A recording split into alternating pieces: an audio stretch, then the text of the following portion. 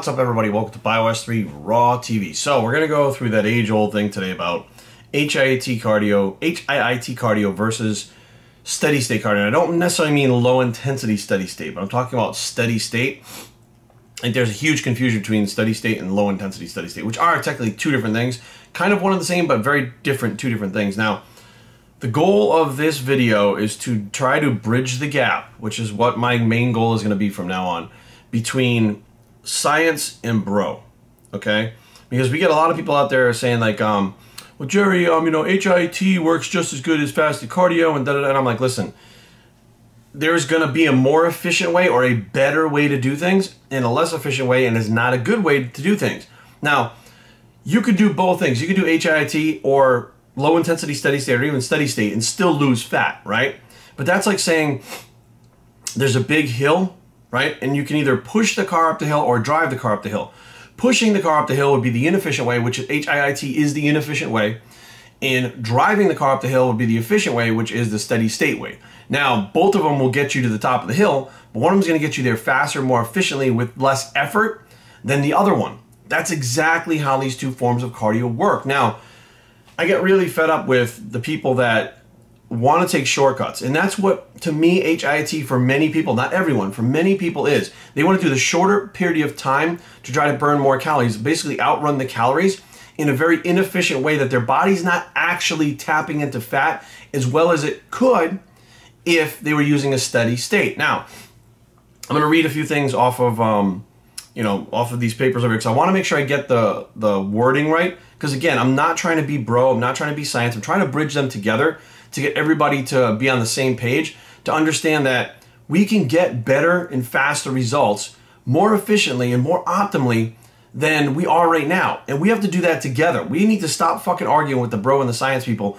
and just cut the shit all together. Let's shut this off over here so that we need to bridge that gap. And when we bridge that gap, we're going to get faster and better results than we've ever gotten before.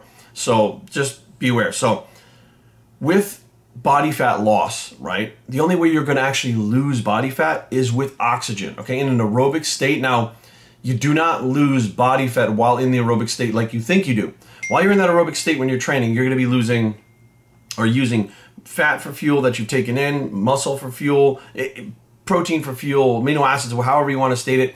You're going to be using multiple fuels while you're doing the cardio. However, it's after the cardio is done that the body fat is actually lost. You mobilize the cardio with, mobilize the body fat with the cardio, but the body fat loss doesn't actually happen until after, and you need that oxygen in your body in a big surplus. Now, people would be like, Jerry, you always have oxygen in your body. In a surplus, okay? That is the key word, a surplus of oxygen, which I don't think, we're gonna run through some stuff right now. So we're gonna talk about right now the kind of aerobic, anaerobic pathway. Now, we'll just start over here. So the ATP-CP phase, the glucose molecule is split in half. Now this is creating energy, right? The glucose molecule is split in half. Surplus is available for the use by the cell at that point. The pyruvic acid is converted to lactic acid. The muscles then occurs an oxygen debt, which is why you begin to breathe heavy during exercise. So when you get on the elliptical or whatever the case may be, when you're in oxygen debt and you're starting to do your cardio, if you're on the elliptical, sorry about that. I actually wanted to just shut the computer off because I shut my phone off, but the computer kept fucking pinging. But I just don't want anything to get in the way of this video. This video is more important to try to bridge this gap. Like, I think it's really important that this video gets made, that that we all get on the same page. So the ATP-CP phase, the glucose molecule is split in half. We're going over this again. Release the energy yielding pyruvic acid. If no oxygen surplus is available, no oxygen surplus, not oxygen, but oxygen surplus. That's the important word. Is available for use by the cell at that point. The pyruvic acid is converted into lactic acid. The muscle cell then incurs an oxygen debt, which is why you begin to breathe heavy in the gym. Now, here's how this works. So that pyruvic acid can't be used without oxygen to be in an aerobic state. If it can't be used in an aerobic state, what it does is switches to the anaerobic state, right? It stays in the anaerobic state, excuse me. So now what's happening is, if you're on the elliptical and you're cranking out that cardio at that high intensity intervals, you're going nuts, you're like fucking pushing it. Have you ever noticed how heavy you breathe? You're still not getting enough oxygen in you to fully bring you into that aerobic state. You're actually going past that aerobic state and going towards more of an anaerobic at the same time. So you're basically inefficiently in an aerobic state because you're going up and down, up and down. The heart rate's going up and down, and your body's trying to get enough oxygen, which it can't, which is why you have to calm down and pull back. Now, the problem is, if you're doing sprint and recover, a sprint, recover. Those recovery times, that's when your body's actually getting the oxygen. So when you're sprinting and you're in the oxygen debt, you're getting half of the oxygen that you need, or the half of the time that you need to actually access that body fat and make it work.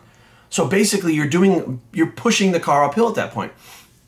It says, as sufficient oxygen then becomes available, the lactic acid is converted back to pyruvic acid. The cell enters the aerobic state phase and then goes through chemical conversion process called the Krebs cycle and active. Okay, but that's just to explain to you guys how the body flips from aerobic to anaerobic. Now, here's the thing. You need oxygen in order to burn body fat, right? So oxygen enables or mobilizes the body to use that fat, but it doesn't actually use that fat until later on. So now what happens is you have somebody that does a steady state. Now, I'm not talking about a low intensity steady state, excuse me, where you're just kind of walking and talking and like 1 mile an hour on the treadmill, not something like that. I'm talking about you crank that up to a certain point where now you're not necessarily high intensity where you can't breathe and you can't get enough oxygen, but you crank it up to the point where you're breathing heavy all the time, but not out of control like HIIT. Now your body's getting in sufficient, or at least the most amount of oxygen it can get in at that time when it needs it. Now what happens is when you maintain that for that whole time, let's say you do 25, 30 minutes and you're maintaining that oxygen level for that whole period of time, now your body is in a sufficient aerobic state and now it can access and mobilize body fat at a much higher rate and amount and much more efficiently than if you're doing those intervals trying to crank it out. So yes, you can get it done doing the intervals, but what is actually more optimal is the steady state, not low intensity. I need to keep pushing that and cranking that home. So if you have somebody that sits there and does those high intensity interval workouts, right? And they go, oh, I did 10 minutes of HIIT, and it's like the other guy did 30 minutes. Well, some people are like, well, I could just do 10 minutes of HIIT instead of the 30 minutes and I'll get the same results. That's not true. Will you still burn body fat? Yes. Is it more efficient than the other one? No. Just because you're doing it in a shorter period of time doesn't mean it's more efficient. That shorter period of time, yes, you may be burning more calories per se while you're doing that, but those calories are not necessarily coming from fat. They're coming from protein, they're coming from fat, the fat that you take in, coming from glucose, they're coming from muscle tissue that may be burnt at the same time. You're pulling all these different types of energy sources to burn that amount of calories during HIIT.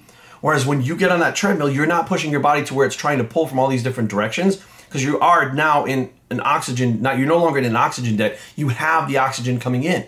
So you no longer have to sit there and say that I'm gonna burn the calories like here. So people all the time will be like, Jerry only burns like 30 calories on the treadmill. How the fuck is he losing like 4 to 5 pounds of body fat a week? Because it's not just about doing cardio. It's about how you do cardio, how your body accesses its energy reserves doing cardio, how your body then recovers afterwards and what happens in that period of time afterwards, whether or not there's enough oxygen that has actually mobilized the fat during that cardio session to then use it for energy afterwards. Most of the fat we use for energy is not during cardio, it's not during training, it's after training. And get this, when you sleep, deep sleep cycles actually access fat and mobilize fat and burn fat much more efficiently and better than when you're actually on the treadmill doing your HIIT. So you actually burn more body fat at an effective rate sleeping than you do doing HIIT. Now I get the fact that everybody out there doesn't want to spend time. Everybody out there wants to do the shortest amount of time possible, but here's the deal. That short amount of time spent doing the HIIT cardio increases the time it takes you to get results.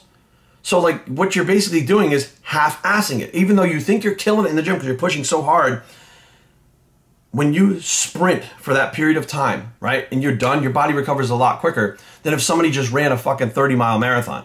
Why is that? Because your body can recover from shorter amount of bursts of energy than the long bursts of energy.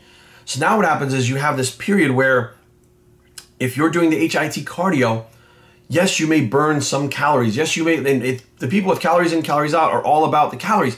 But what you're not looking at is the biology behind it and the biochemistry behind it of what actually happens and what may be more efficient.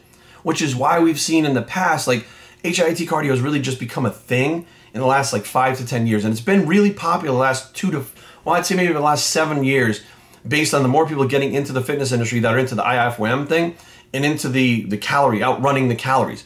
It's become popular then, but people before that weren't doing those intervals and stuff like that. That was reserved specifically for athletes back in the day because it didn't matter about the athletes' body fat or how much fat they lost. It mattered about the performance. So they were able to push that VO2 max up and up and up and get the body to use oxygen in an inefficient way so that when they actually were in their sport, their body was more efficient at using the oxygen to produce energy and not necessarily lose fat. So that was kind of adapted from that sport-specific training into our world because it took less time.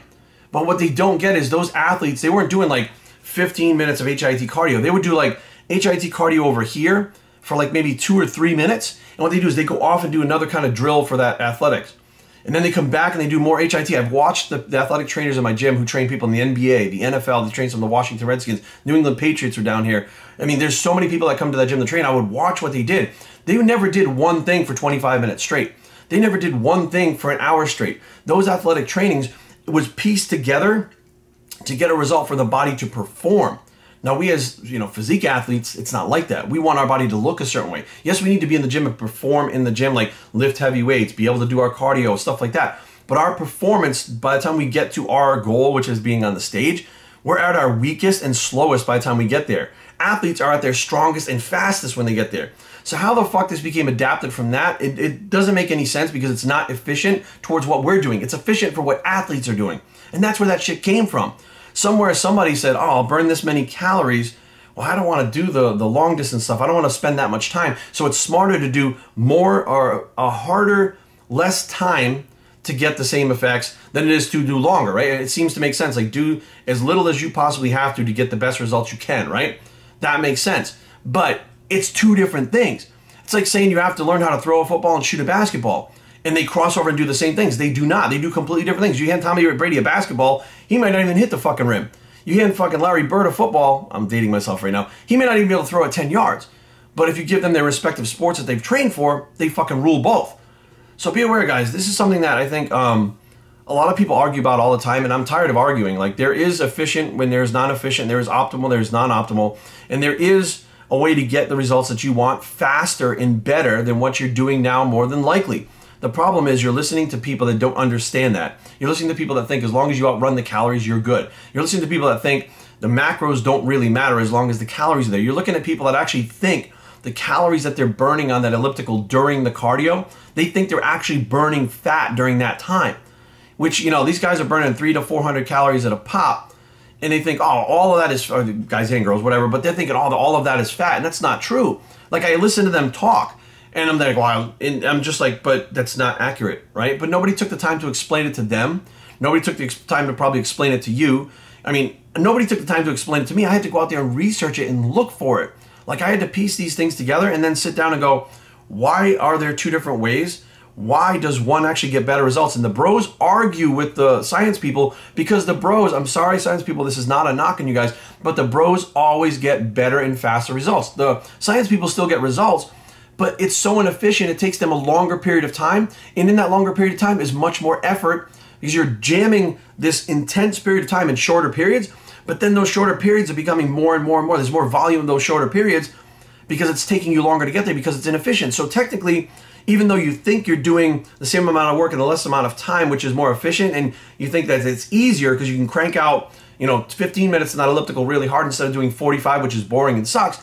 But what's really happening is you're making more work for yourself by doing it inefficiently and extending the time, the amount of work that you have to do in the end, days-wise, weeks-wise, months-wise, than if you just did it efficiently in the first place.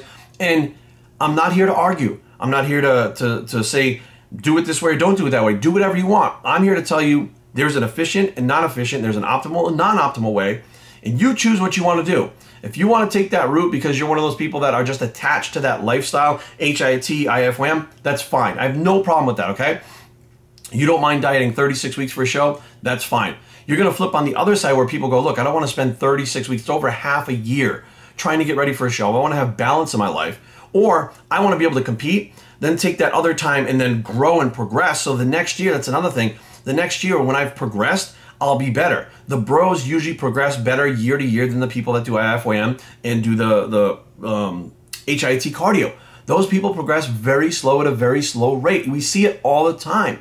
So you choose what you want to do. But the bottom line is, guys, this is something that's real, and I'm going to do my best to continue to try to bridge the gap between bro and science, because I think it's super important that there's things that I don't know that science people, if they gave it to me and I understood it, I might be able to say, well, man, we were doing this back in the day, and that's why that worked like that. We don't know why, and we need the science people to understand why shit was happening, and the science people need us because they go, well, only this happens like this, and we go, yeah, but this happened. And they go, it did?